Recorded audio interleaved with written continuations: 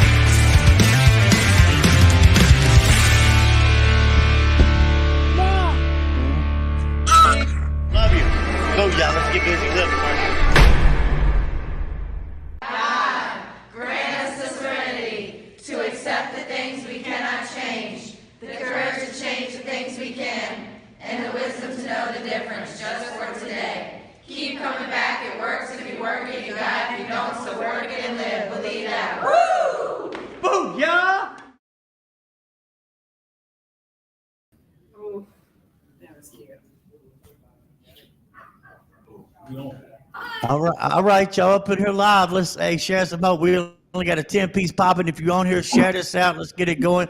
I know it's a different time of day for me. We're here at we're a little bit past 1:30, 1:38 something, but it's okay. Time don't stop, baby.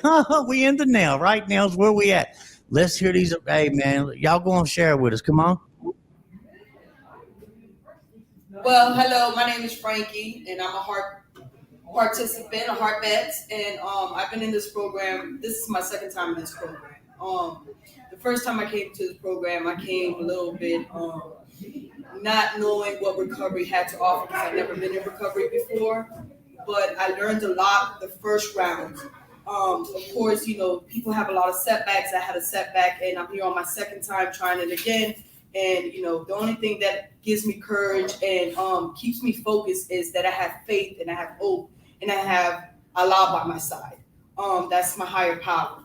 And without Allah in my life, I don't think that right now I would be where I'm at, trying to focus on what I need to accomplish in order to become a productive member to society. This program has a lot to offer. The staffs are beautiful. I was picked out of nowhere. I didn't sign up to come back to this program. So that's how I know God works in mysterious ways. Deputy SEALs went ahead and grabbed me from Riverside Regional Jail. And I was there for 10 months before I arrived to this program. I've been incarcerated for already a year now. My clean date was just on the 15th. And it made it a whole year me being incarcerated. Good job.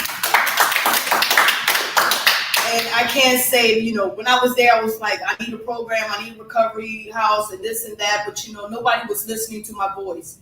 And I got down and I prayed about it. And I can't say that my prayers were answered. Was I uncomfortable at first? Yes, I was. Who's not uncomfortable coming to a recovery program and trying to work on their character defects and their behaviors and acknowledging that they need help? But the staff, I guess, seen something that, needed to be done immediately, and God as well working in their hands, and brought me back to this program. And I could say I'm so grateful for Miss Seals, Bailey, Miss Carrie, the other staff members, Miss Hutchinson, for bringing me back. And it works if you work it. If you're willing to change and you want something better in life, trust and believe that it's going to come if you ask for it. They say if you ask, you shall receive. Then I asked and I received. Was I uncomfortable at first? Yes, I was, because I was in a mindset where I didn't really want change, but I knew deep in my soul I wanted change. So it was hard to adjust coming back to a program that I felt like, I messed up one time, they're not going to accept me, but that's not reality. When another person sees somebody wanting help, they're going to help. And that's what this program offers. Everybody support everybody mentally, physically, emotionally. And, if you just reach out and just ask, you will receive. Thanks for letting me share. Thanks for sharing. Joy, you want to go down real quick and introduce ourselves? Yeah, so I'm Joy. I'm in recovery. Former participant in the HARP program. I got locked up October 28th, 2015. It was my first real bid, and I was pretty flipping scared, man. Like, I had no idea what to expect. I was at Riverside for 25 months, and, I'd been searching for something my whole life, and I had been in and out of church my whole life, but never really had a relationship with Jesus. Didn't really honestly even know what that looked like or what that meant. So when I got to Riverside, I knew something had to change because I was terrified. Nothing that I had done my entire life, the drugs, the men, the money, the power, the degrees, everything I had under my belt, none of it helped me. None of it led me down a path of healing or a path of recovery. And so when I got locked up, it took some time, but I'd say probably 2 months after I got locked up, I asked the chaplain for a Bible, and he gave me a King James version. I started reading it, and I realized the thing I'd been looking for my whole life was love. And I started in the book of John, and that's where I found what love was. And the love that I was used to seeing was abusive, toxic, had conditions, had stipulations, strings attached to it. And I started seeing that that's not what real love is. So I was at Riverside for 25 months. I transferred here to the HARP program in November of 2017. And I remember walking through the door, and there were some girls that I knew that I'd been locked up with in Riverside, and I started hearing these women share their stories. And my whole life, I had stuffed down all the trauma and abuse and experiences that I had as a child, because the message I received as a child was, we don't talk about it. It was my fault not to talk about it, keep things secret. And I had this fear that if people knew the truth about some of my experiences, that they wouldn't love me, that I was unlovable. I didn't believe I was worth protecting. I didn't believe I was worth loving. I didn't believe I had any value. And so when I saw these women be so brave and share their stories and share their experiences, and I knew that I loved them, and I saw other women loving them, and I saw the staff loving them, and I saw the sheriff loving them, that's when I had the courage to start sharing and start opening up. And so, I had my encounter with the Lord in Riverside, but I will tell you that this program was absolutely the grace and love of Jesus in action. And to be able to experience that for the first time in my life, allow myself to experience that for the first time in my life, was an absolute game changer for me. I was in my early 40s, and for the first time in my life, I felt safe. That's what this program did for me. It made me feel safe.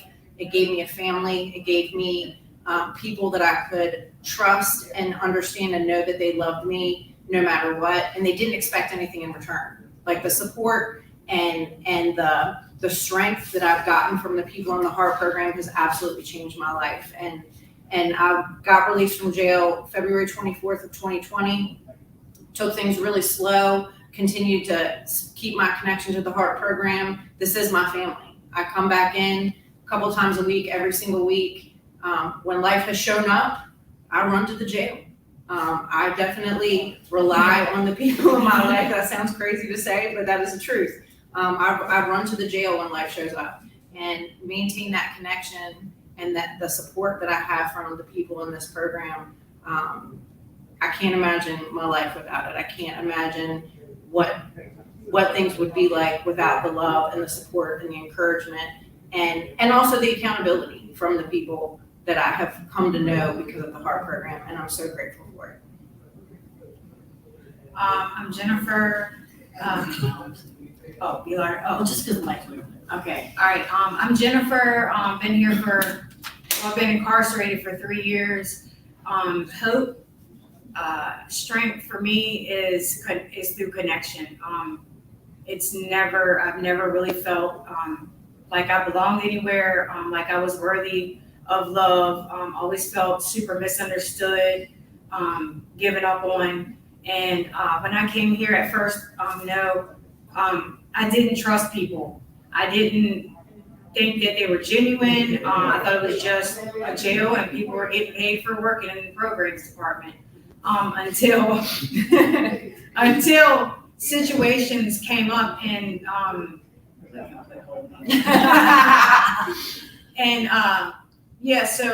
after it took time. It took time for me being in the groups, learning how to be vulnerable, which is something that I'm super uncomfortable with, because I always thought it was weakness. And if I showed any sign of weakness, the streets was going to eat me alive.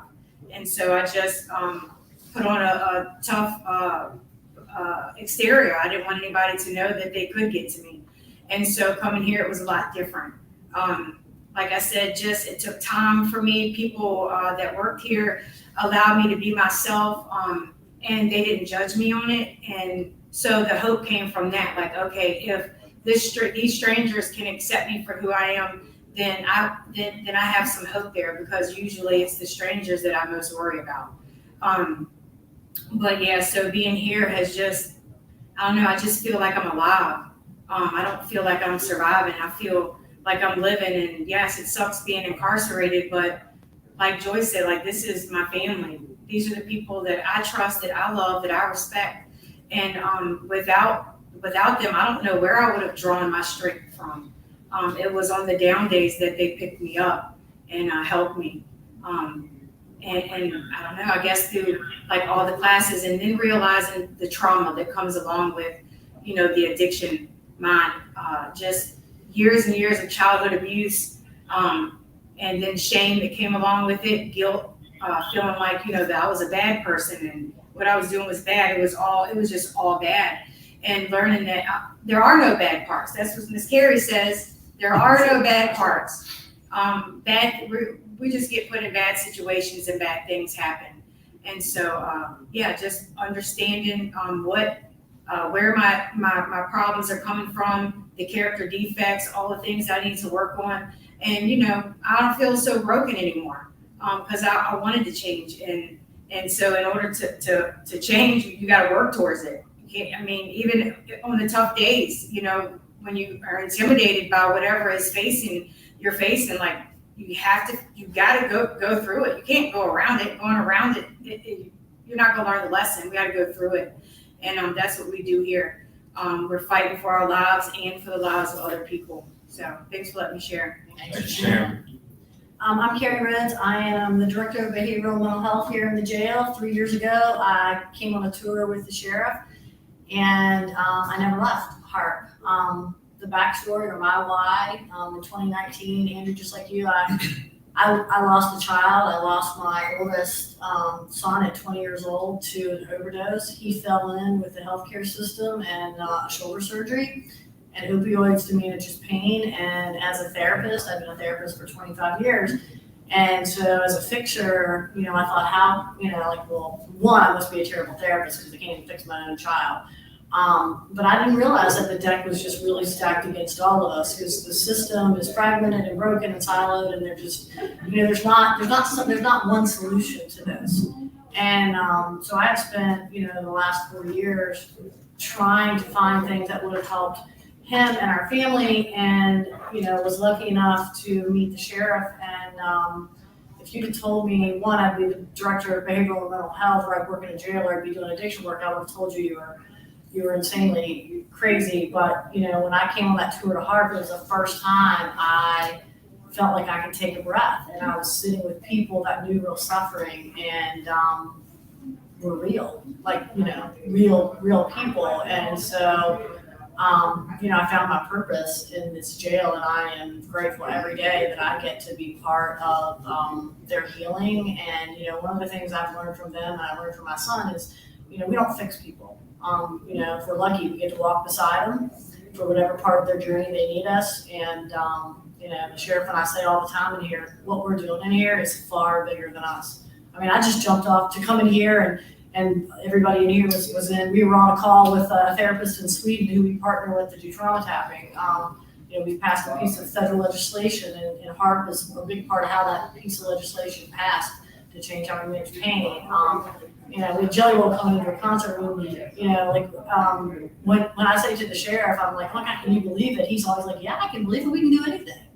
And I think that's the mentality that it takes to beat this beast, because addiction is not the problem. It's just how people solve their problem. But there's a lot of ways to solve the problem. And the world's full of people telling us we need to do more. And I don't think we need to do more. I think we need to do less. And one of the benefits of our program here is that we all have to sit still for a minute while we're in here and sit with ourselves, because this is an inside job.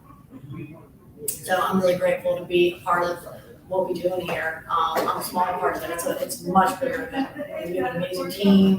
We have deputies. We have sheriff. I think he is doing things not just in the United States, but that the world needs to be doing. This is what corrections should look like. It should not be about punishing people. It should be about helping people heal. So, ready? Follow up on that, Mark. Yeah. My name is Warren, and I'm a person named Recovery. Warren. And I can say that today with faith and conviction because of what this program has taught me. And I actually got to practice these principles in real life because I was picked up by DOC and I went to 2 different facilities and people were ODing every day. Some people died and I stayed clean. And that gave me confidence now that I know the program worked because I lived it.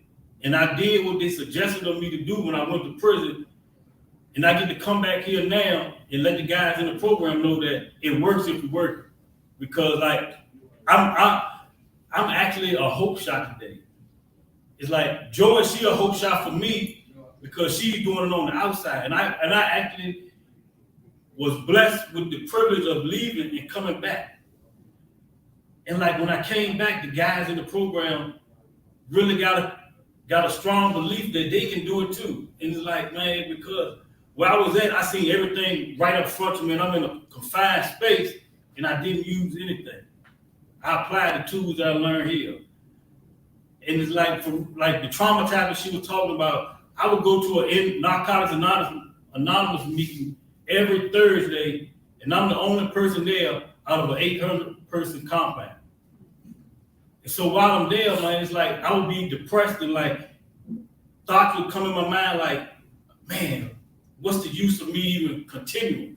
But then I remember tap on it, because these feelings and emotions came up and I just tapped them out and I got relaxed and I could go back in the park and face everything another day.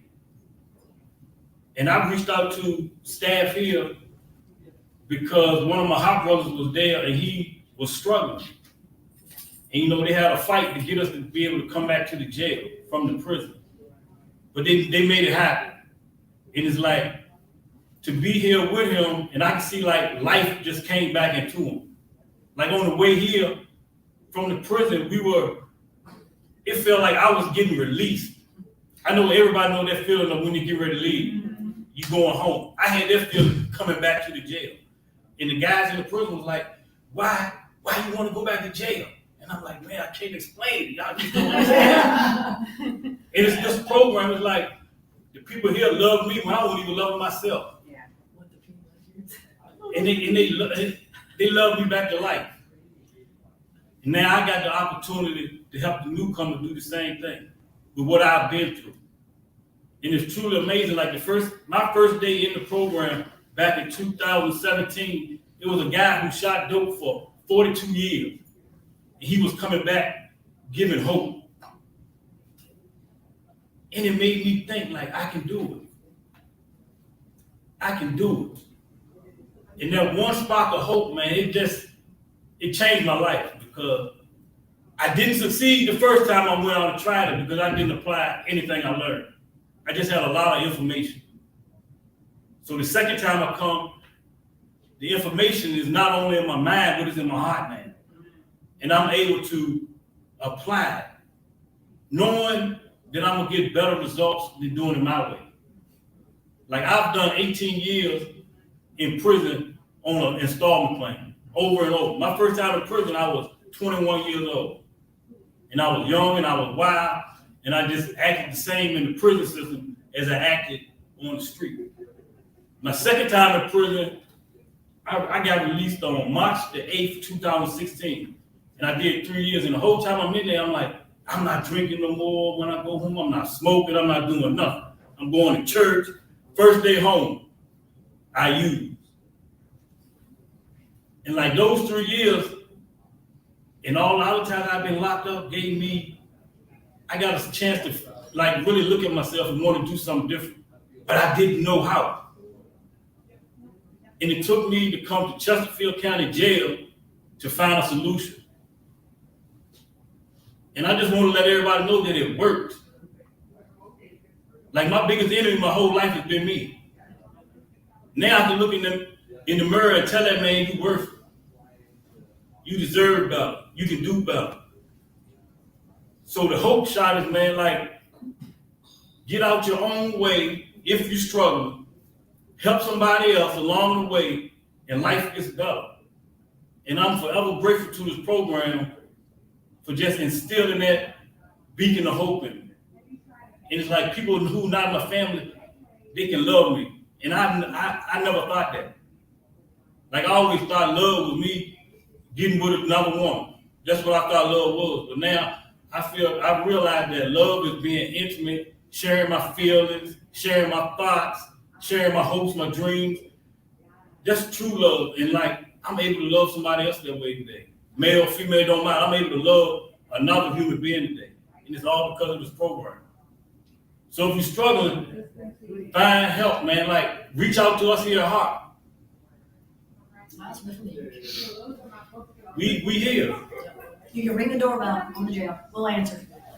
We here. I found hope in a hopeless place. Now I'm able to extend a hope to somebody else. So thanks for letting me share. Thanks for sharing. Travis, I'm in recovery. Travis. So I was born in Richmond. We moved to North Carolina when I was 3, me and my mother. I grew up in a good home, loving home. If we were poor, I didn't know it. I never wanted for nothing. I joined the Army at 17, and I deployed when I was 18 for the first time. I saw a lot of things. It was rough coming back, reintegrating back in society. They taught us how to turn that kill switch on, but they never taught us how to turn it on, you know? And so I deployed again. In between deployments, I got married. Did my second deployment. My son was born. And it was a raging alcoholic whirlwind meltdown, you know? So I ended up getting out of the Army. I came back home to North Carolina. Couldn't find my way. The drinking got worse. I just didn't know how to handle it, you know? And so I got in some trouble. Did a couple of skid bids in prison in Carolina. I moved here in 2020, and I brought me with me. The behaviors didn't change, it's the scenery. So I made it a couple of years, got in trouble. I got locked up in May, and I came to the program probably 2 weeks later, and it's just been life-changing. I've targeted my behaviors that needed to change, learned different ways to handle things, deal with myself. That circle we got down there is sacred. I've seen guys, the best part about the program for me is watching guys come in beaten and broken off the street, and then they get comfortable, right? And they start to find themselves and find their voice, and they share stuff with us in a circle that they've never spoken with anybody about ever. And they get that weight off of them, and you start to see that glow, and they start sharing, and they come back to life, you know, and we get to witness that and be a part of it, and it's powerful. And I never thought I would find it in a place like this, you know, in a jail, you know,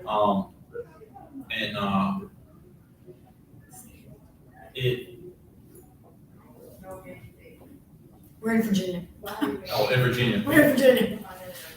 And it's magical, man. It's the training we get, about we target our with neuroscience and trauma tapping and identifying what happened to us, and the trauma is not what happened to you, it's how you feel about what happened to you. It's powerful, and if somebody like me, the things I've done, can find hope and live and find a better way to live, then anybody can do it. And that's all I got. Thanks for letting me share. Hey, thank you for sharing. Thank each and every one of you. Yeah, this is real. Again, I told most of you guys know, but went through a similar program and I've been very blessed. Again, all I wanted was a so-called normal life. See, I couldn't quit going to jail, because I couldn't quit doing dope. And like it said, man, I suffer from this condition that don't care about my kids, it don't care about your kids, it don't care about granny, grandpa, but we get to the root of it. And somebody shared about, the only way they know how to show love, my man right there, is material things, right? And it's so heavy, and we'll get there, but going through this program, and I'm coming up, y'all. I'm getting ready to hit old 10-piece, no mind mood altering substance, total abstinence, no weekends, holidays off. Getting ready to hit that hot 10 years. Look, man. And I'm the real deal, real deal Holyfield. You know what I'm saying? I used against my will. Do you all remember waking up or when you did wake up or not even, and be like, man, I don't want to live like this. I don't want to use, and you would use against your will. The insanity behind this condition that we suffer from, but what I had to look at through all this, what I had to own is my heart, man. I've hurt a lot of people, most of all my kids, my grandmother who loved me unconditionally. It wasn't the tangible things. Again, it was the intangible things, the restless nights. See, I robbed my children of their childhood. My son, he was 5, he was 6 at the time. And Jordan was 6, and I think Justice was 5, and I'd take them shoplifting when I did pick them up, when I did have a car, right? As they got older, Justice didn't follow my footsteps, but Jordan did. I led him down that wide path that's easy to follow, and the insanity behind that, we were locked up together in 2013. And I'm looking, man, it's Christmas Day. We in the same unit, big jail, like Chesterfield over in Fayette County, over in Lexington, Kentucky. And there's my son in an orange jumpsuit. See, I created that, man. The whole forgiveness of self. Where are we at with that? If you guys, anybody want to answer that? What was the hardest part? Because I got freedom in them. You hear me? Behind the gate, locked up. When I own my part, I ain't gonna lie. Look here, man. I cried for 30 days. An 80 men to a unit. You ain't, man, couldn't stop crying. I've been bottling it up for 42 years. You know what I mean? And all I had to my name was a honey bun because another inmate felt sorry for me. Yeah. Y'all know how we are, and we still hustling there. Look out for me till my people find me. Let me blow up with you. Ain't got nothing to put it on it, but I'm gonna eat. You know what I'm talking about? Try to catch a fish coming through his first time, see if he got some money on his books. Still hustling there. See, all money ain't good money, man. And all I do by doing that is I hold back my blessings. But anyway, man, I'm just thankful. I'm so thankful for the HARP program. I'm thankful for the Hope Center over here in Kentucky. And it's just a beautiful thing, see, because in that process, man, like my girl said, she runs back there with because life, there's no such thing. I don't care. There's no such thing as life on life terms. There's no terms on life, period. Life shows up and life gets hard. Life can be tough, right? But like you said, you go back there, you know what the solution is. You go back there and you're being used. You're allowing God to use you to go lift people up. To show them, man, look, we ain't never got to dress out one of these jumpsuits again against our will. Hear me? Come on now. Hallelujah. Go on, share it, though. I'm sorry. I'll get it. Oh, where's Robert Murphy, y'all? That's my people. What up, boy? Katie Wolf in the house. How you doing, Miss Katie? Y'all need that North Carolina Peggy. Tell them, y'all.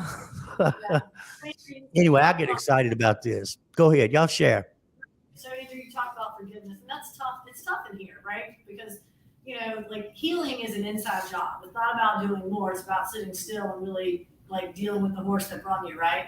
And like Travis said, it's trauma is anything that overwhelms your nervous system. And everybody in here, and including you, we've all done the best we could with what we had, right? And the behaviors are our attempt to solve a problem, no matter how bad those behaviors are. There's a function to those. Like Jen said, no bad parts, right?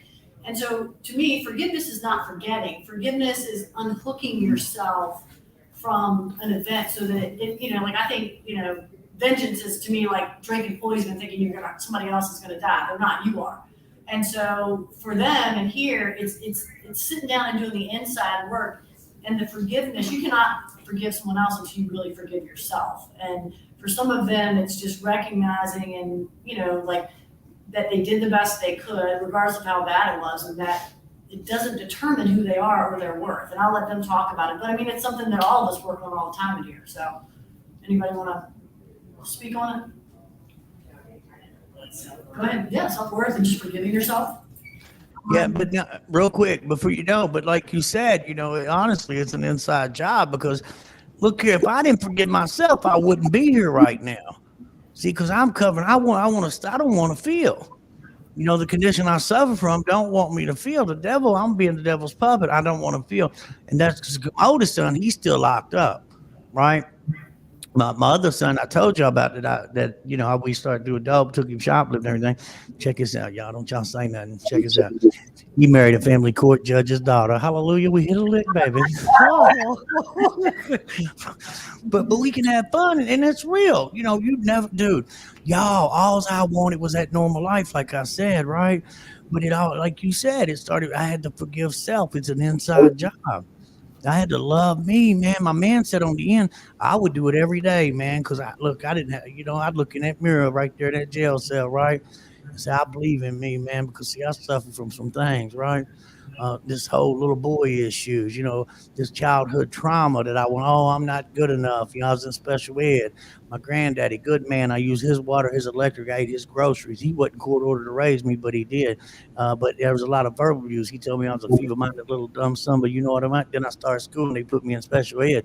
So I feel less than, not worthy, huh? I'm going to look in that mirror because God loves me. I'm a walking, talking miracle. Can I get come on one time? Amen. Go ahead and say it. I'm sorry. Good stuff. Good stuff. So y'all know where we at, the forgiveness of self. Come on. All right. So, well, first I had to figure out what it was that I needed to forgive. Because like on the surface, like, yes, I'm a bad mom. Like I struck out as a parent and a friend, a daughter, a sister, and all those things. But I feel like I justified everything. So it was really hard for me to get to the nitty gritty of what I was forgiving myself for. I felt like everybody else, it was everybody else's fault. So, and then when you do that like moral inventory, you're like, damn, I got a whole lot of issues, there's a whole lot of stuff wrong with me. And, I used to wonder like, why is everybody so mad at me? I lost a lot of people that I cared about along the way because of the things that I was doing. And the forgiveness piece is still really hard for me because, like every time I feel like I'm forgiving myself for something that goes on with my children, another situation comes up and now I'm faced with the fact that I caused these things for them. So I'm back to, I'm a terrible person. I hate myself and stuff like that. But that's where other people in the program that I trust come in at, because I feel like they know the real me, and they know my worth probably sometimes more than I do. And they help me with that. Like I cannot take back the things that I've done in the past. And if I stay stuck in and drowned in the things that I can't change, or the shame of the past, I'm never going to heal. I'm never going to get better. So there's a lot of things that I have accepted, about myself and the things that I have done in the past. Mostly it has to do with my children. I have, but again, I feel like that's going to be something that I work on forever. Cause it's tough. It's hard, it's heartbreaking, so. Anybody else? No, I really no, and I really love that. See, because that was the whole thing, man. I have a great relationship, right, with my kids today. You know what I mean? I just I get invited, y'all. You know what I mean? I get invited for the Thanksgiving dinner, and I get to be there today. I get to be present. Y'all remember so many times when you was present, but you wasn't there, when you was locked in the bathroom, the kids out there, Mom, I'm hungry, beat on the door, you up in there locked, you're like, man, I can't do this, whoop. And you dudes too, you know what I'm saying? Because at the end of the day, man, see, these babies, they take that on as they're not worthy of our love, right? We cause trauma in their life. But again, it starts with the forgiveness of self. So what I'm saying, man, I get invited. My stepson, he hit me up last week. It was like, hey, we're gonna do Christmas Eve at my house. I'd love for you to come over, right? This is a beautiful thing. My son, man, I was facing the 10 years, the one that's not one of us, and he shows up in that courtroom. Y'all know how we get to wear our own clothes when we go to trial. And all I had was jeans with blood on them, old white T-shirt, probably stunk to high heaven. But he bought me some khakis and some, a button down and some dress slippers. And he sat there in that courtroom the whole time I was, the whole trial, right? And about 3 years ago, like I said, I'm coming up on that hot 10 piece, man. God is good, and He's good all the time. I'm gonna let Him. I'm gonna stay out of His way. But just to call me, right? He seen me sell the shoes off my feet, man. Right? Then that's real. You know what I'm saying? This is His Father. They love us unconditionally. But for Him to call and say, hey, look, I want you to know, man, I'm so proud of you, Dad. Huh? Well, I'm so proud of you, Dad. That's huge, man. I show up at the school. I got a 6-year-old. God's got a sense of humor, don't he? I'm 52. What's going on up there? God is good. But, I show up today, man. And all I wanted, guys, and I get it. All I wanted was a so-called normal life that they talk about. I didn't know, how big God's blessings were, and not being self-righteous, but man, it's put me in some positions I didn't apply for with abundant blessings coming my way. I get to come down there to see y'all, man. As far as I could get was, walk to a Walmart or get a ride to go steal something, go sell it, go get high, go to jail. You know what I mean? Man, I've been so blessed in this process. But y'all share, I'm good, man. I'm good. I'm glad. Look here. I'm with y'all. We're gonna live today. Hallelujah. Who's next? So I got a kind of story like yours. So when I first came to the program, they were telling me, one of the gifts of recovery is you start to get your feelings back. But the bad part about it is you start to get your feelings back, And Yeah. so I'm talking to my son. He'll be 14 in March, and on the street when I call him, I'm drunk. I miss you, and he can hear it in my voice. But so I get here, and I'm starting to find myself. I'm getting comfortable, and I'm listening to him, and he's telling me stories about his summer camp, and meeting this girl, and how school's going, and his mama's doing good, and he's happy. And I can hear his voice. And on Father's Day, before the call, and he said, "Hey, Dad." I was like, yes, son. He said, thanks for being my dad. And that, I cried, and it was okay. It was okay. I didn't have that armor on, that I've had to carry around all my life, and then my girlfriend, Tina Lee, she tells me, Travis, you don't feel things. And I'm starting to feel them now, and it feels good,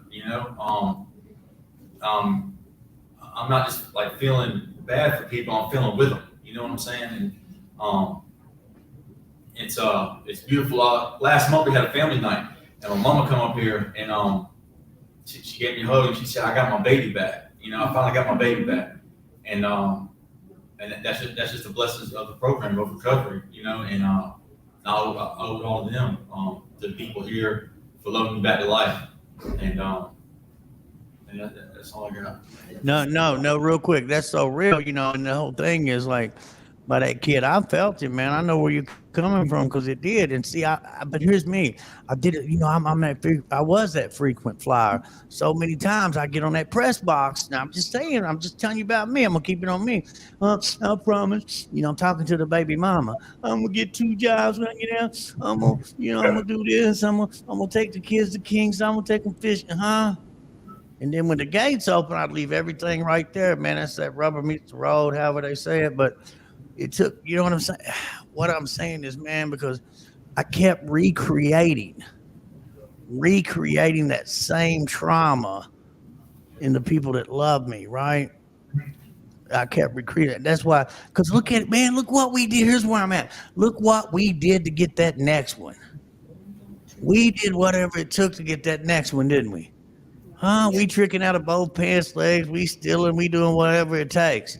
We got to put. I mean, I'm just saying, man. I got to put forth that same effort every day, to continue this. Because I've been in that evil committee. The condition we suffer from, it'll come at you. You don't have the option of answering or not. It's in there. But a thought won't get you what? Won't get you high, baby. But anyway, I'm just on here. I'm just on here going through it. Ain't it? Somebody hold me. Hallelujah. Yeah. I'll go. So, like, I grew up without my dad. And, I had built resentments toward him.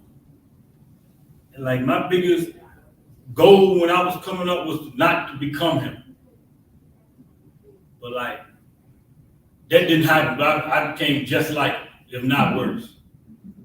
And, like, the forgiveness piece, it hit me because, like, we got in recovery, say God, recover itself. And, like, I was reaching out for other people to forgive me in the process before I forgave myself. And once I got an understanding of my higher power and know that I'm already forgiven if I just ask for it. So it started with me being forgiven by my higher power.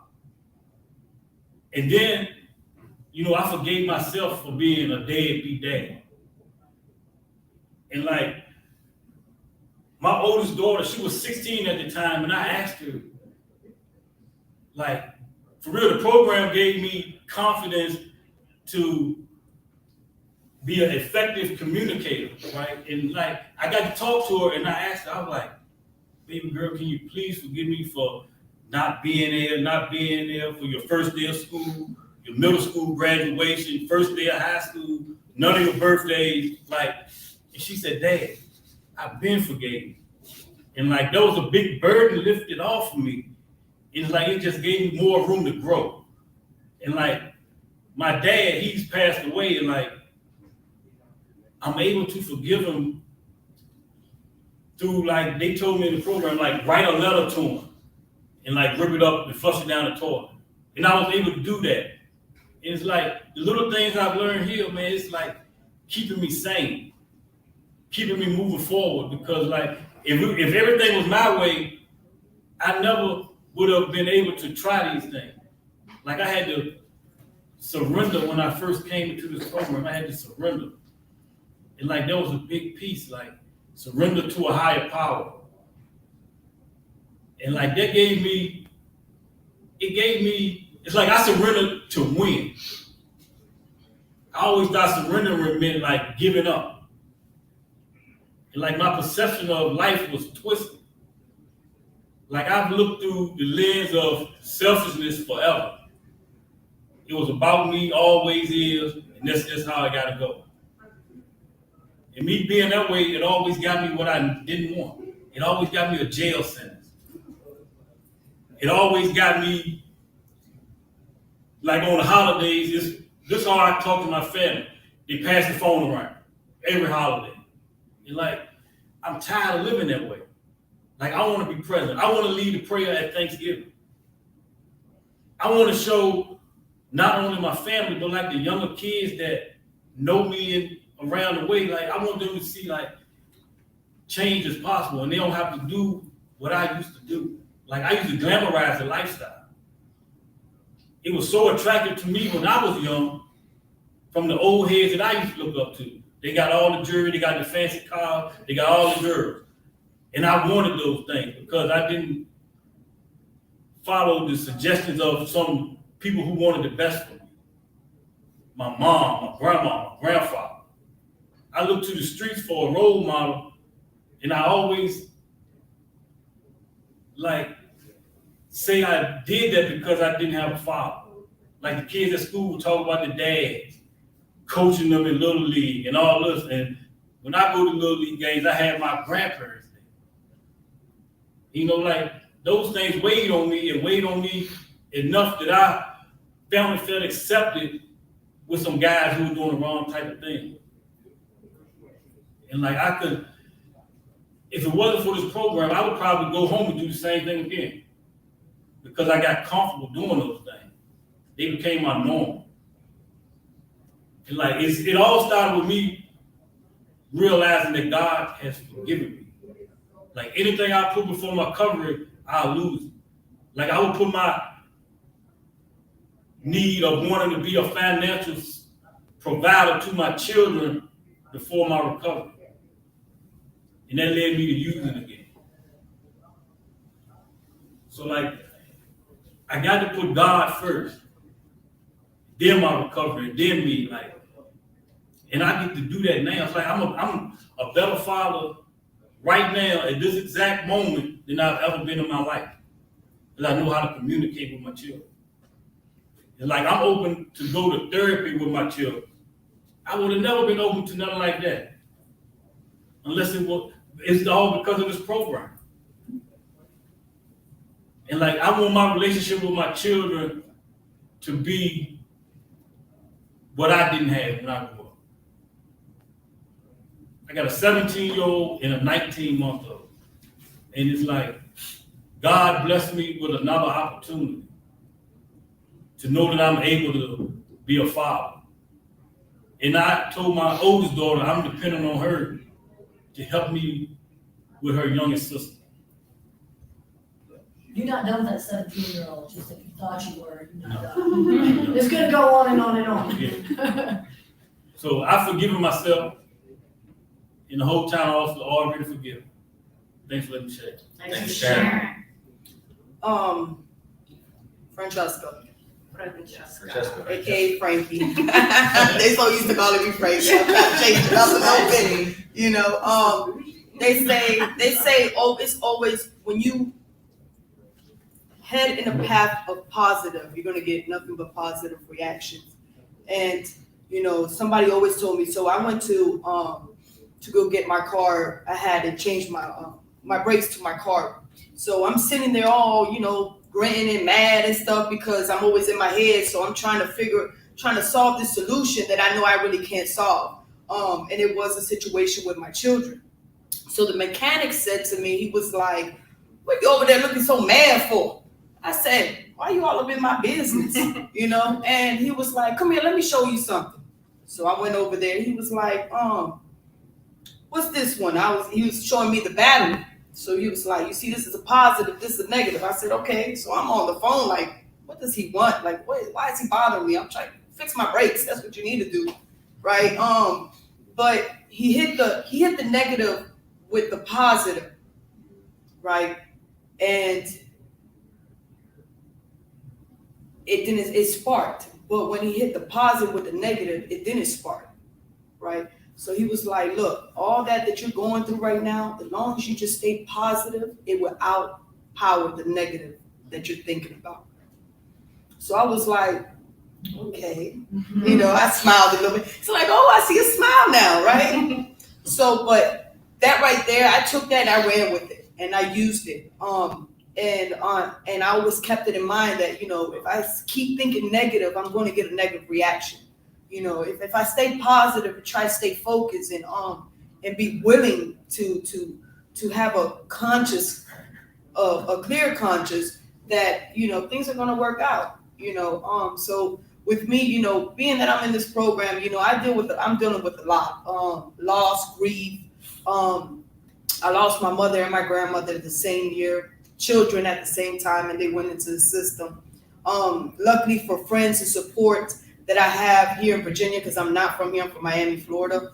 But, you know, the support that I've got here, you know, they help me out with my children as well. But I can say that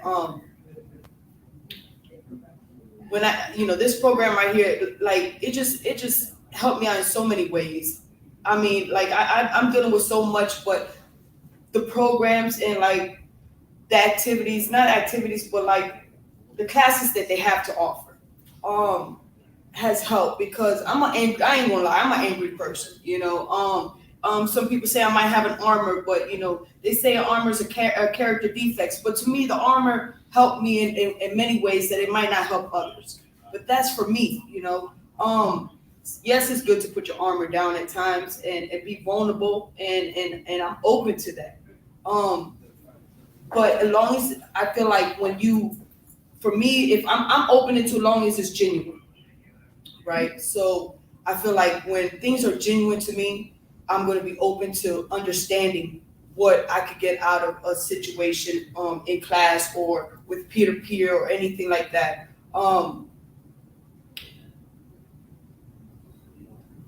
It's a everyday struggle. You know, it's an everyday struggle. Just for the day, I try every day to try to stay focused and be willing to do something better for not only for me, for my children, for life itself. You know, life is so short. You know, at any given moment we could be gone. You know, we're not here no longer, and life will just keep on moving with or without you. But to leave something here for somebody to remember, that's what's the most important to me. You know, making sure that my kids remember that even despite the struggles, the mistakes I made in life, the incarceration times that I've taken from their life, that, you know, that mom still loved them unconditionally, was fighting a disease that to this day, you know, I fight every day. It's a struggle, even in jail. I mean, and I'm not saying that there's being drugs in jail. I'm talking about mentally. You know, that mental health issue is something that we struggle with. I struggle with PTSD, bipolar, depression, anxiety. You know, and to reach out to ask for help, that's a hard thing to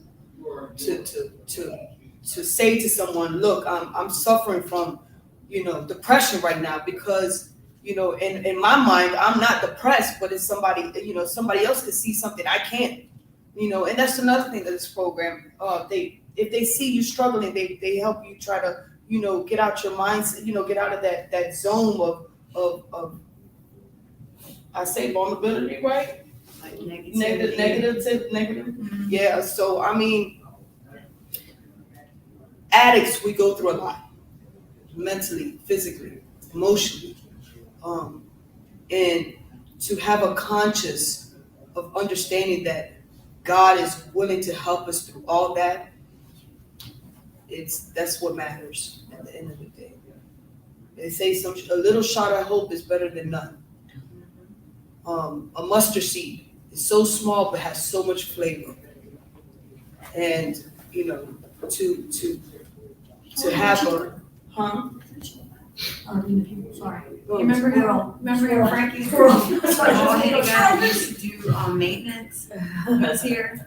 He was the guy. He was really good. He's in Florida. He's in Florida. He's a welder, but he's a HARP guy. oh, go Gators. He's in Florida right now. Yeah. But yeah, I mean, it's a hard struggle every day. You know, even though we're in this program, we fight every day with our emotions, our character defects, and just wanting to know, you know, just knowing that we want something better, man. I mean, if we could do it, I could do it, you know. And I come from a hard life. I come from a street life, you know. Like I said, I'm from Miami, Florida, and in Miami, that lifestyle is real serious with gangs and drugs. It's really flooded. And but the shot of hope, that's all that matters at the end of the day, you know. Like, the past is the past. What matters is the future. What we can do better to make the future better for ourselves first and foremost, because we got to fix ourselves first before we can fix somebody else. You know, can't fix somebody else if we can't fix ourselves. So, you know, just knowing that right now it just takes one moment, one step at a time, and that's what matters for me. Thanks for letting me share. Thanks for sharing. And I'm going to throw Joy on the spot really quick because she doesn't share. But one of the things that we say in the HARP program is that when you leave HARP, you don't ever really leave HARP. We will come find you if you're out there and you're struggling, but you can always come back if you need something. And people are like, oh, I'm going to come back, and I'm going to keep doing my work. Well, Joy's actually one of the people that actually did come back and continue to do her own work on her mental health, her trauma, and then she gives back to the program as well. And so, you know, and she's still doing that forgiveness work, and she's very transparent about it. It's not like you flip a switch and it's on and it's off. But when we talk about, I mean, you have continued to come back more than anyone I know. So for me, in my journey, forgiveness of self has been a very long process. And I think forgiveness for myself against others has kind of, or with others, has developed and been easier for me as my process of forgiveness of self has gone on, if that makes sense.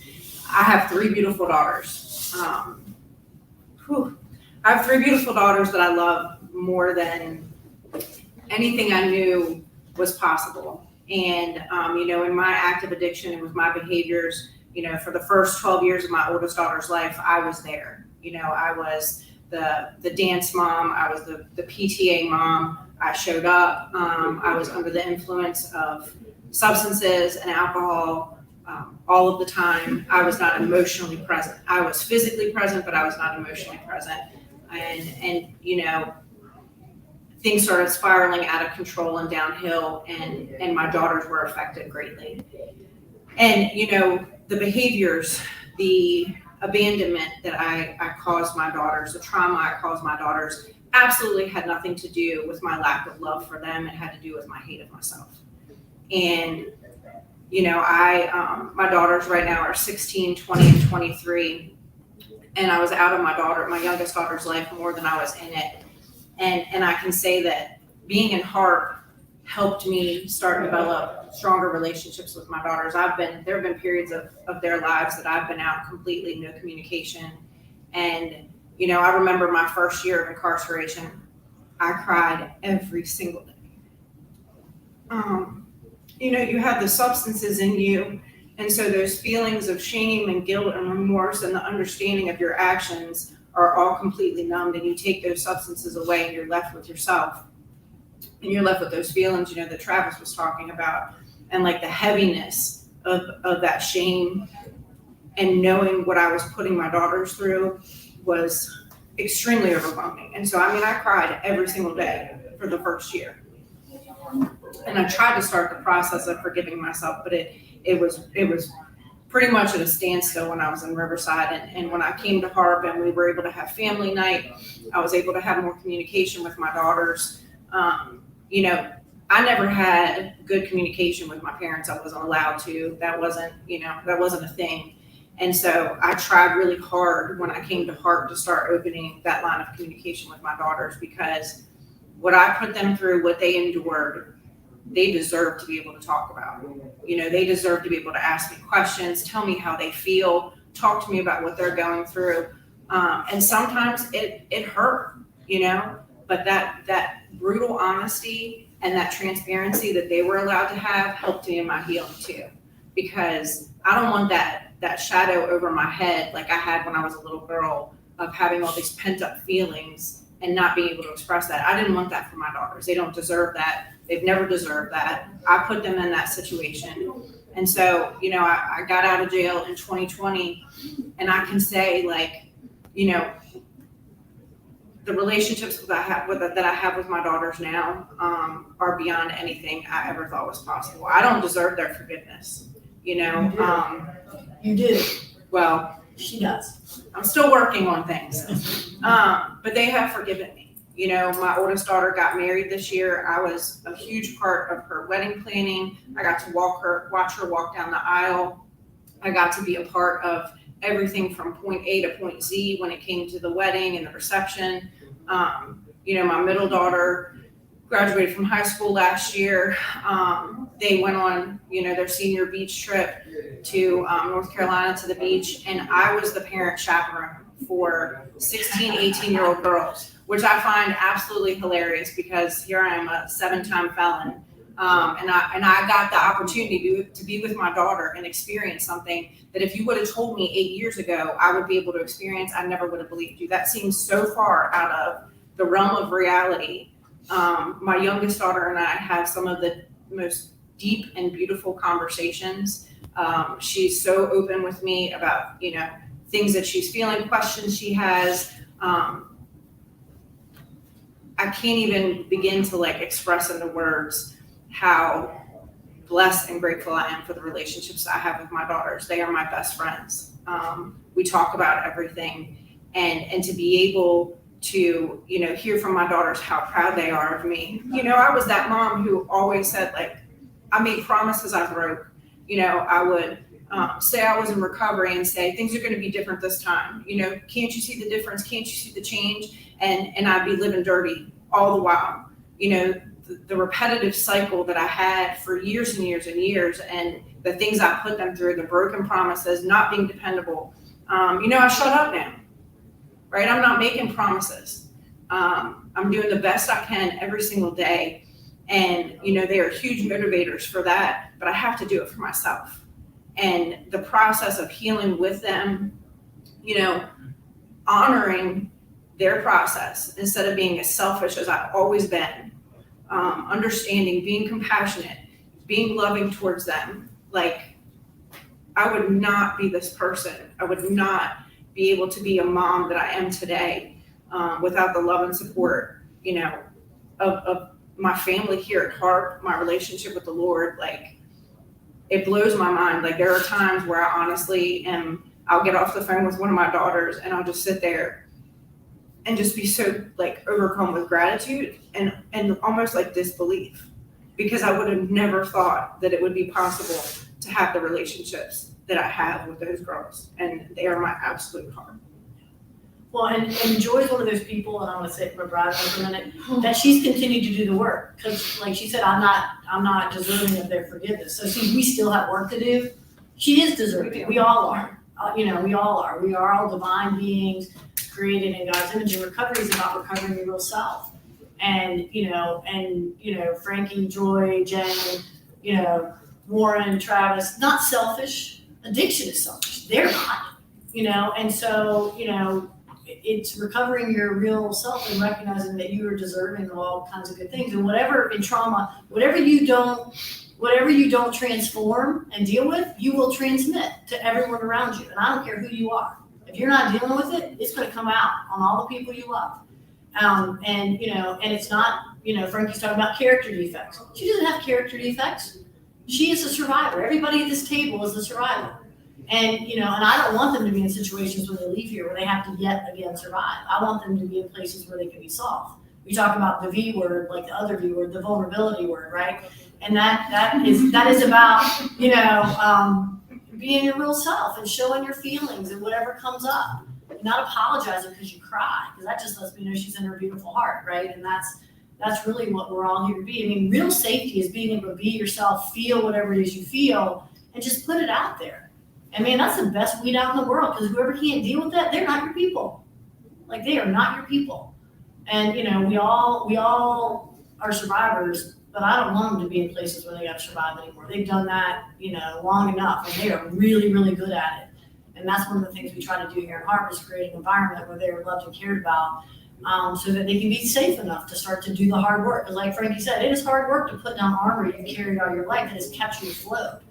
The bad thing is, on dry land, it will sink you, and it's very heavy, and so, it's a work in progress. Like, we're all recovering from something. I don't care who you are watching this, you don't have to have an addiction.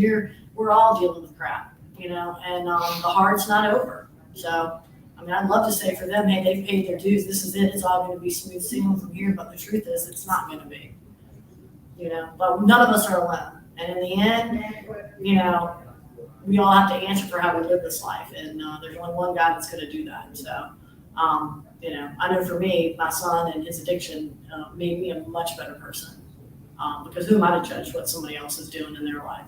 That's not for me. So, but they're amazing people. We're really excited to be able to share what we're doing here with you. But they're the testimonies to all of this, because we can say it all we want, but like Warren said, if you don't put it in action, it doesn't matter. It doesn't matter. So, thanks for having us, though. Thank you guys so much. Can you hear me okay?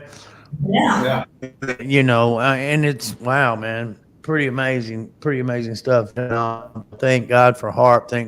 For the program, behind the walls. Again, that's, where I found my freedom. And I did the program hoping that Judge Clark would release me early, right? That was my main intention, bro. I need to get back out there because I got so much to offer the world.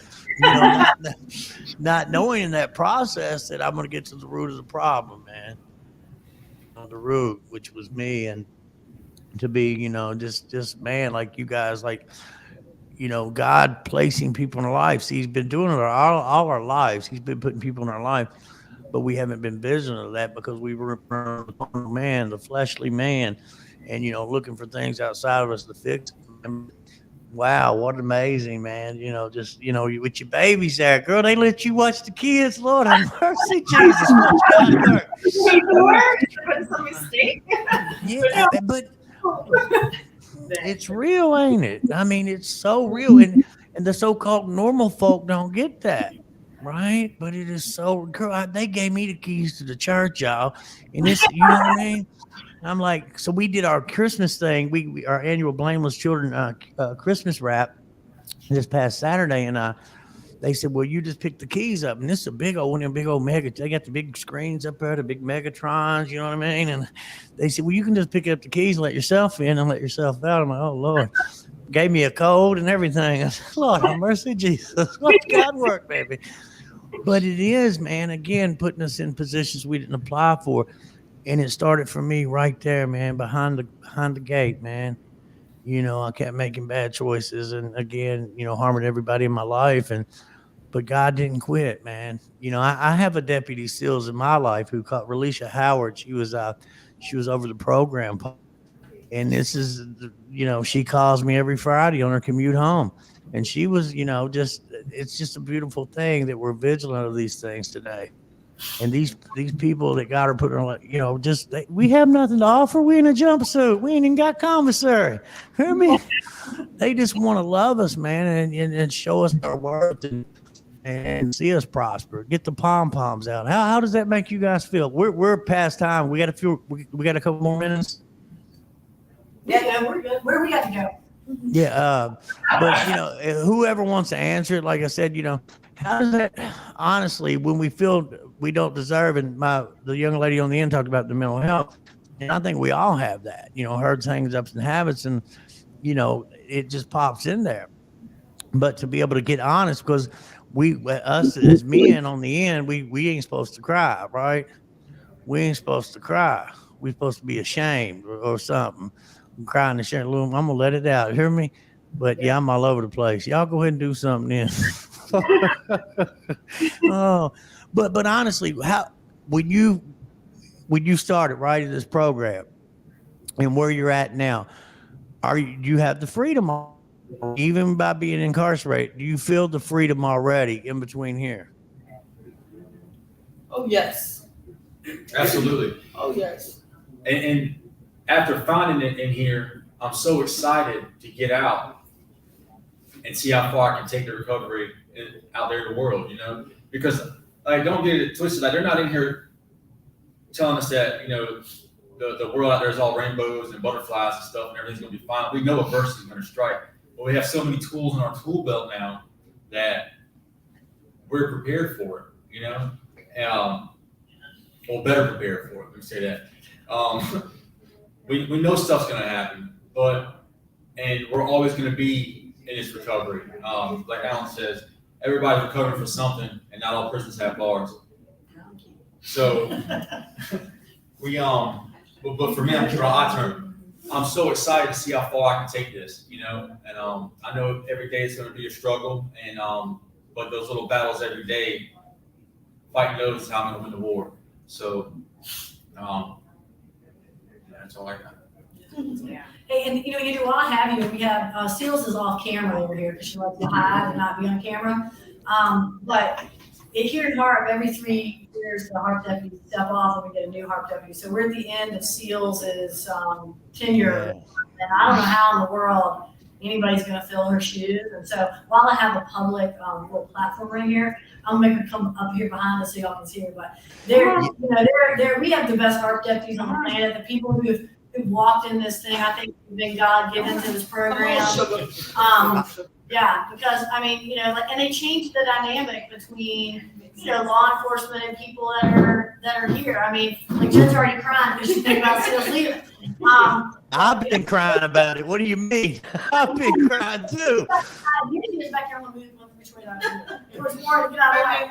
But I don't even have words to thank her. She's amazing, and I wish every jail was full of SEALs and Dolans, and you know, the world would be a better place. But, you know, her heart is huge. I mean, she's the reason any of us are even on this show. She's over there hiding on the side.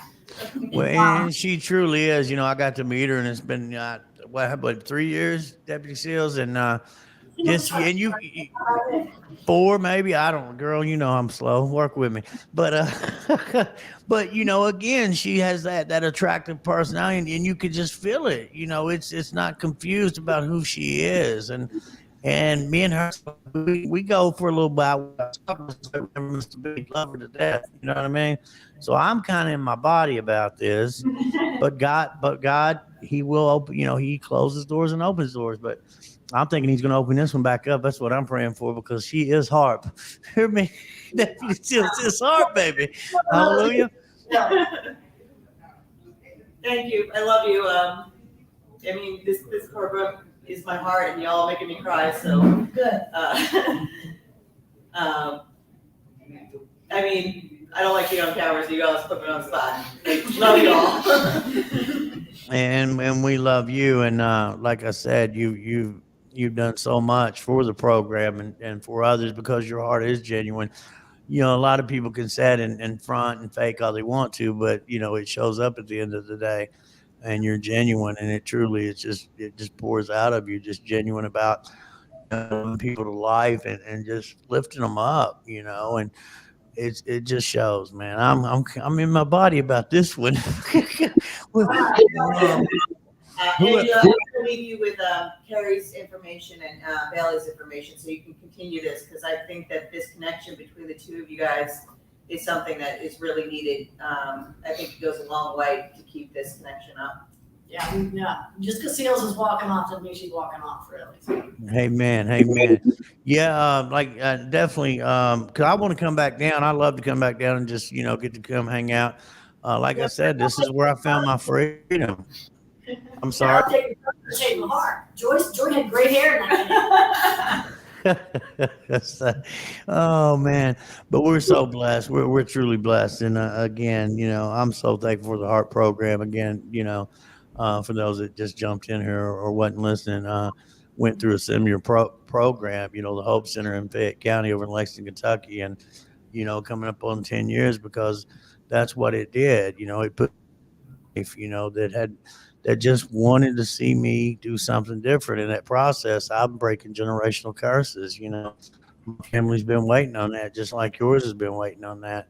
We have value, we have worth, you know, because we go so long with, you know, being the devil's puppet, being caught in this condition of addiction, man, and making these bad choices, that we get to that place where we just don't want to go on, you know. So I'm very thankful. You know, when I did my 4th step, of course, FCDC was on my 4th step, but today it's not. You know, Fayette County Detention Center, today it's not. I'm very thankful and very blessed for that facility, that brick and mortar, you know, for accountability, because it did have the program like HARP inside of it, and put people in my life to, you know, help me prosper and lift me up, and, you know, and get the pom-poms out, right? I got the pom-poms out for you. Anybody want to share where to talk? And still, can I call you to? Oh, listen, y'all. So I'm going, like I said, I'll be in Arkansas January the 4th through the 7th. Again, God put you in position. Y'all, I don't know nothing, hear me? But what God's done in my life, I get to go down there. They're going to fly me down. I get to speak at a faith-based conference. My buddy Jimmy McGill. Tonight, I'll be in Lexington. I'm over in Versailles. I'm only like 15 minutes away, my hometown of Lexington. And I'll be sharing at the Women's Hope Center, which is, you know, a Kentucky recovery. A lot of DOC up in there. Y'all know what time it is. But, you know, just to get to give back, you know, because, I mean, your testimony is everything. Your testimony is everything, you know, as long as your actions match up. But anyway, I'm very thankful for you guys. And anybody want to share any last things before we jump off? No, but I didn't hear you say "get off me, devil" once this whole broadcast. Well, I mean, honestly, it's been, you know, I just set up, get off me, devil. We ain't gonna live like that today, boy. Woo, woo, woo. Huh? Can I get an amen? Because we are brand new, you know, and that's the bottom line. Yeah, we need to get together though, because we didn't get to do the tapping. Because I'll be y'all TikTok done went nuts, ain't it? Yeah. That's heavy. Last one, he's right over here. I'll be watching it just to tap with you. I got to tap. I'm losing my mind over here. Let me tap around right here. La-di-da-da. We like step out here. We quit doing dope so we don't be harming nobody. Oh, here we come, baby. Oh, but I really do, man. And thank you guys, and continue this, man, because it is, like the young lady talked about, Frankie, the mental health part. And and sometimes we don't even realize, sometimes I'm like, what is wrong with me? Well, I'm depressed. Why are you depressed? Because I'm not believing. I'm not in my word, right? I'm isolating. I have to look at that. You know what I mean? I got to get out and do what y'all taught me. I got to take what you guys taught me inside behind these walls and take it out here and do it every day.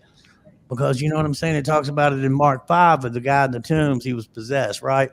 So, you know what I mean? He wasn't allowed in the village, whatever. And he was a legion of demons and all that. Nothing a squirrel turd, this cat was, right? Cutting himself. They had him chained up in the tombs of the graveyard. Jesus rode up on his speedboat, drop, pop. Hear me? Cast out the demons, right?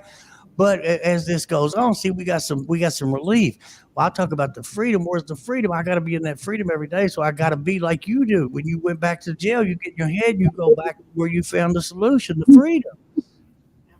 So I got to stay in that because, we all had relief when the judge said, okay, I'm going to give you probation, right? Got some relief, right? But the freedom is in these steps and getting closer to God, man, and staying in that. Because what does it talk about? This condition we suffer from is over doing push-ups that don't go nowhere?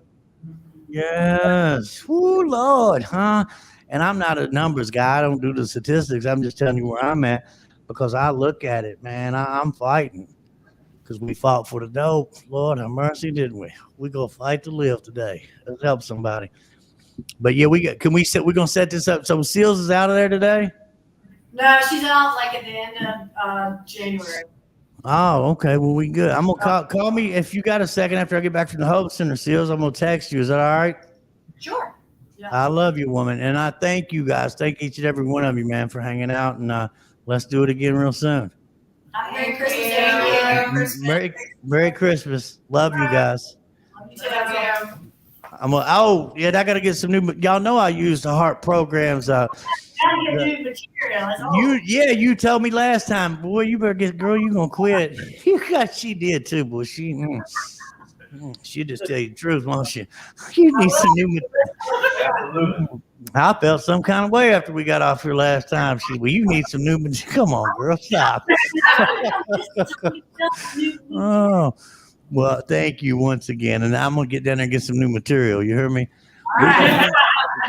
We're going to end this one, guys, with the wee version of Serenity Prayer straight out of Chesterfield County, Chesterfield County, Virginia, baby. The HARP program, living the best life, baby. Freedom behind the walls. This is what we do. HARP action. Thank you, guys. Thanks, everybody who was on here. We'll see you soon. Boom. God, greatest freedom, through death,